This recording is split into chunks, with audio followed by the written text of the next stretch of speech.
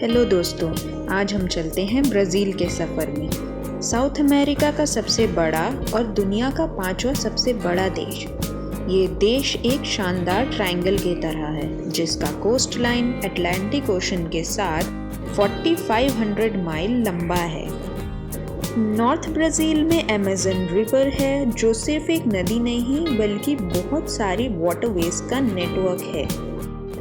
इसका total length है 4250 miles और यहाँ पर हज़ारों स्पीशीज़ रहती हैं, जैसे इनफेमस पिराना और पिंक रिवर डॉल्फिन जिसे बोटो कहते हैं। ब्राज़ील का कल्चर बहुत ही कलरफुल है जो कि 3 मेन एथनिक ग्रुप से मिलकर बना है: अमेरिंडियंस, यूरोपियन सेटलर्स और अफ्रीकन्स।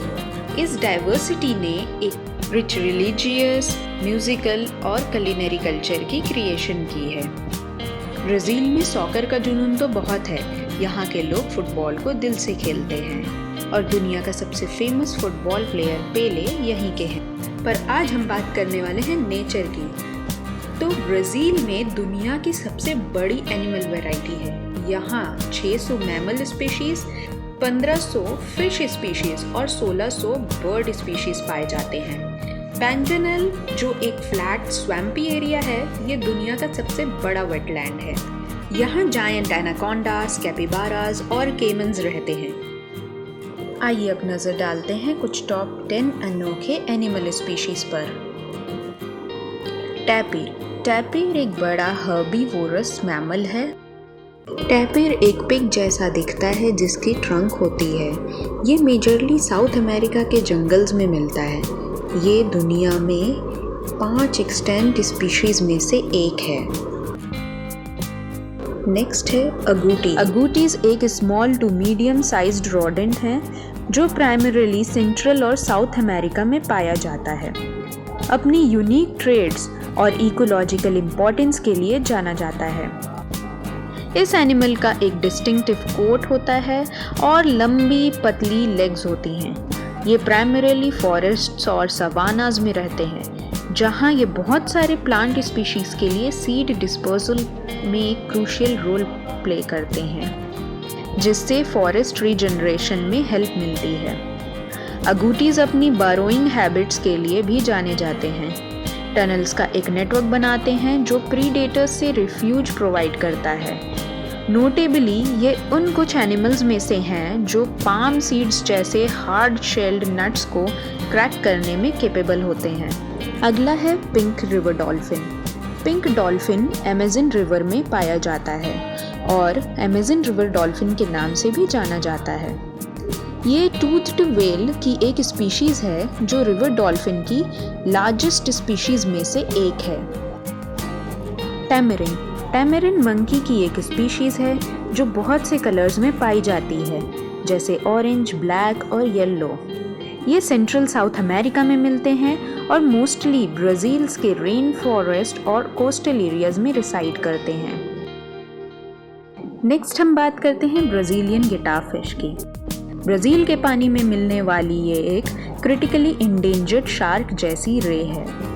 ये बेंथिक क्रीचर्स हैं जो आमतौर पर कोस्टल वाटर्स और कॉन्टिनेंटल शेल्फ में पाए जाते हैं। इनका एक स्पेसिफिक रिप्रोडक्टिव साइकिल होता है जिसकी वजह से ये ब्रीडिंग के लिए शैलो वाटर्स में आते हैं। ये ऑलिव ग्रे या चॉकलेट ब्राउन कलर के होते हैं। इन पर कोई डिस्टिंक्टिव मार्किंग्स नहीं होती है। Next is rhea South America का सेकेंड लार्जेस्ट फ्लाइटलेस बर्ड है। ये बर्ड ब्राज़ील और अर्जेंटीना में पाया जाता है। अगला है मैन्ड वुल्फ। ये प्लैनेट पर पाए जाने वाले यूनिक फॉर्म्स ऑफ एनिमल में से एक है। ये वुल्फ जैसा दिखता है लेकिन एक्चुअली में ये एक लार्ज फॉक्स है। कैपिबारा, ये साउथ अमेरिका के फॉरेस्ट में पाया जाने वाला लार्जेस्ट रोडेंट है। कैपिबारा को उसके मीट के लिए हंट किया जाता है। ऑल्सो ये जैगुआर, प्यूमा और एनाकोंडा का सबसे फेवरेट फूड है। जाबीरू एक बड़ा सा स्टॉर्क है जो मेक्सिको से अर्जेंटीना तक अमेरिकाज में मिलता है। ये ब्राज़ील के पैंटेनल में ज़्यादा पाया जाता है। इसके नाम का मतलब है स्वॉलन नेक, जो कि इसकी गर्दन दिखती ही है। जाबिरू साउथ अमेरिका और सेंट्रल अमेरिका में मिलने वाला सबसे ऊंचा उड़ने वाला पक्षी है, जो फ्लाइटलेस और बहुत ज़्यादा वजनी ग्रेटर रिया के बराबर हाइट का होता है। हाउलर मंकीज़ सेंट्रल और साउथ अमेरिका के जंगल में रहने वाले बड़े और तेज़ आवाज़ वाले न्यू वर्ल्ड मंकीज़ हैं, जो सेंट्रल अमेरिका में सबसे ज़्यादा हैं। वो अपनी टेरिटरी बताने के लिए कॉल करते हैं ताकि दूसरे दूर रहें। उनकी आवाज़ तेज़ वूपिंग बार्क या रोर की तरह लगती है। एक ग्रुप के हाउलर्स के कॉल करने के बाद दूसरा ग्रुप जवाब देता है। हाउलर मंकीज़ ये यूजुअली सुबह और दिन के एंड में करते हैं। अब क्वेश्चन ये है कि ब्राज़ील में इतनी एनिमल वैरायटी है क्यों? ब्राज़ील में बहुत ज़्यादा एनिमल स्पीशीज़ हैं। इसकी बड़ी साइज़, अलग अलग इकोसिस्टम और अच्छे मौसम के वजह से। इसमें दुनिया का सबसे बड़ा रेन फॉरेस्ट अमेज़न और भी बहुत सारे जंगल, घास के मैदान, सवाना और कोस्टल एरिया शामिल हैं, जो बहुत सारी एनिमल स्पीशीज़ के लिए अलग अलग तरह के घर प्रोवाइड करते हैं। इसके अलावा ट्रॉपिकल क्लाइमेट और बहुत ज़्यादा रेनफॉल, खासकर अमेज़न जैसे एरियाज़ में बहुत ज़्यादा वेजिटेशन ग्रोथ के लिए आइडियल हैं, जो बहुत सारी एनिमल लाइफ को सपोर्ट करता है। ब्राज़ील में अभी भी नए एनिमल स्पीशीज़ डिस्कवर हो रहे हैं। हर साल एवरेज 700 नए स्पीशीज़ रिपोर्ट किए जाते हैं, जो देश की बायोडाइवर्सिटी में ऑनगोइंग एक्सप्लोरेशन और रिसर्च को हाईलाइट करता है। आखिर में ये कहना गलत नहीं होगा कि ब्राज़ील एक अनोखा देश है, जहाँ नेचर, कल्चर और डाइवर्सिटी की खुशबू है। इस देश की खूबसूरती और रिचनेस को समझना हम सबकी जिम्मेदारी है।